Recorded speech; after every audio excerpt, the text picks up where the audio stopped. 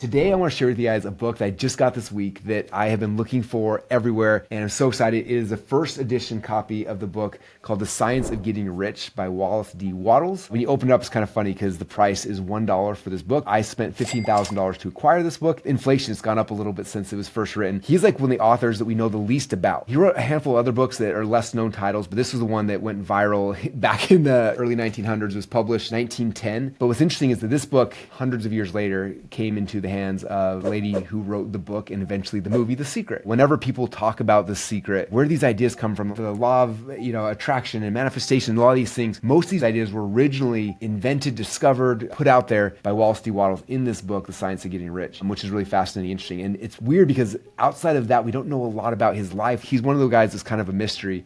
He was the one that brought these ideas first and foremost to the front lines that eventually later created a whole movement of people that created the Secret, which is the biggest personal development movement probably of all time that happened. And it all came back from this book right here, first edition copy of The Science of Getting Rich. All right, I want to share with you some of the lessons that come from this book that I think are really important and really powerful. The first chapter is called The Right to Be Rich, like a God-given right for you to go and pursue and go after. Which I think is kind of an interesting way to start the book, is giving you permission to actually pursue this. Especially back in the early 1910s, where a lot of people, especially a lot of early Christians, were nervous about wealth and money and that it was bad and they wanted to stay away from it, versus like him trying to explain, it's actually okay for you to go after this. Like when you have more wealth, you have more money, you can serve more people, you can change more people's lives. And that's kind of how he leads the book. And then he starts transitioning to the science of getting rich. If you think about a science, right, there's like art and there's science. When you have something that's art is creative. There's not a process, right? You put things out there that are creative.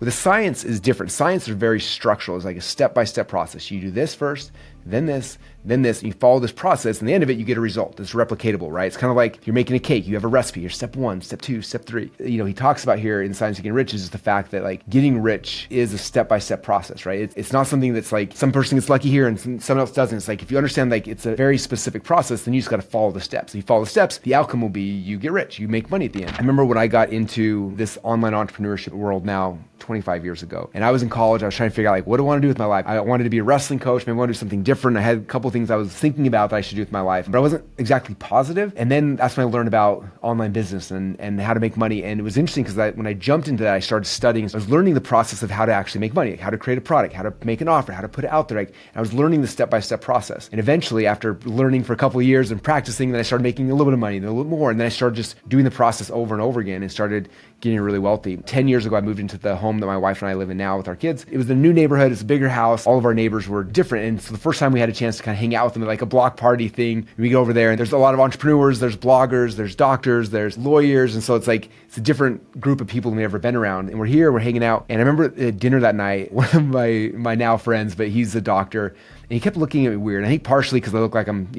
like 11 years old, but he was looking at me weird. And I was like, is everything okay? He's like, I just don't get it. And I'm like, what do you mean? He's like, you're so young. And he's like, I don't get how you're so much smarter than me. I was like, what are you talking about? He's like, I know how much you paid for your house. I know basically, he's like, you're making way more money than me. He's like, it doesn't make any sense. And I stopped him. I was like, first off, I am not smarter than you. Again, people are dying. You cut them open and you fix them and then they live. Like that's magic, like what you were doing. I was like, the difference is that you spent your whole life learning the science, how to heal somebody, right? And so like, it's a great skill set and you get paid X amount. I was like, I spent the last 20 years of my life studying the science of getting rich. What do I need to do? How do I create wealth? How do I create opportunities? How do I drive traffic? How do I sell products? Like I focused on that science. And because of that, I made way more money. Whatever you focus on, you'll become good at. If you focus on becoming a veterinarian, you'll become a great veterinarian. If you focus on being a great teacher, you can become a great teacher. But if you want to like learn how to make money, you have to focus on how to actually make money. The strongest things in science of getting rich is really understanding that this is not magic. This is just a step-by-step process. If you study it and if you learn it, that's how you can be successful. There's like 3 groups of people. There's a group of people who come up to me and they'll see whatever and they don't say anything. They're just kind of like, oh, and they just kind of leave, right? That's always confusing me because I'm like, I'm always curious. Like when I see somebody who's doing something I like and I want to know what they're doing. And so the second group of people are people who do that. They come to me like, what are you doing? And I'm like, oh, I have an online business. Like, wow, that's it. It just stops right there. And I think what differentiates me and really successful people from those who aren't is the third type of person, right? Third type of person, someone comes up, it's like, what are you doing? And they tell you and like, how does it work? Like, show me what to do. And then they start figuring out how to pursue and how to do the thing. If you want to get rich, right? You want to read a book like this, like The Science of Getting Rich. How do you actually do it? It's a replicatable process. Like it's a science. if you find someone who's doing what you want to do, you just have to stop and ask them, like, what do you do and how do you do it?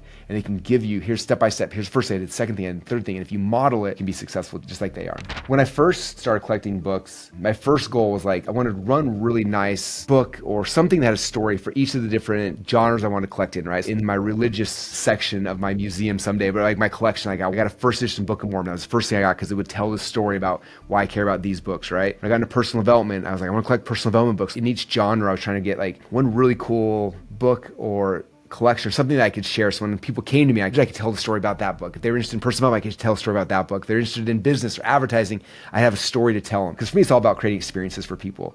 And so that's kind of the way it started. And then as my collection has grown, I feel like I have such a bond with these authors. Like I love hearing their stories and their life. Like Napoleon Hill, I love his life. I love Elsie Lincoln Benedict's life. And Wallace D. Wattles is the same thing. Like because he's more of a mystery, like we don't know as much about him. And so I've collected a whole bunch of things around him, but I was like, I want one book so when someone comes and like, who's that guy? For me, it's like I wanted one unique book to be able to tell his story when people come into the eventual museum to see things. I want to share with you guys one quote. Chapter 6 is called How Riches Come to You. You will not need to deal with people unfairly. You do not have to give them something for nothing, but you can give to every man more than you take from him. And so that's kind of the premise coming back is like when you're selling something, like you're giving more than you're taking.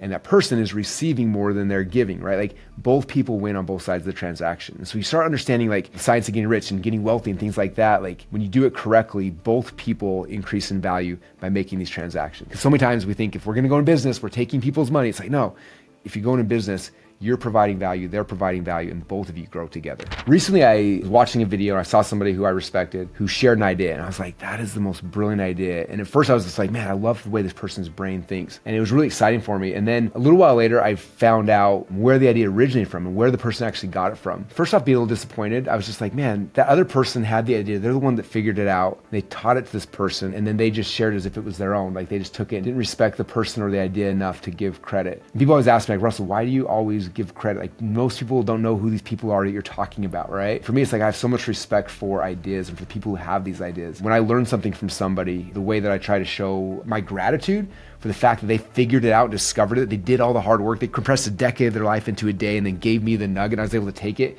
and leverage that to grow my life, my business, whatever it might be. I have so much respect for the people and for the ideas that I always try to give credit to where I learned something. And I've been doing that now my entire career. In fact, if you read my books, I could have easily been like, here's what I invented on the internet. But instead I was like, man, I learned this from this person, this from this person. And like, I always try to give credit where credit is due. I think it's the reason why I have so much respect for authors of the past, where I buy old books and all those kind of things, is because I look at what they had to work through to earn these ideas. They're not mine to just give away. Instead, I like to give credit to the person I learned it from. And I think it makes the world a better place. All right, if you guys want to get a copy of my book notes on Science of Getting Rich, in the description, there's a link. You can click on it and go download my book notes. That way you can get the shortcut of this book. Hopefully you read the notes though, and then you want to go all in and get a copy and actually read this, because if you want to get rich, there is a science. It's a step-by-step process, and Wallace D. Wattles will teach you how, and you can implement it inside of your business as well. So the link in the description. Thank you guys so much, and I hope you enjoyed this video.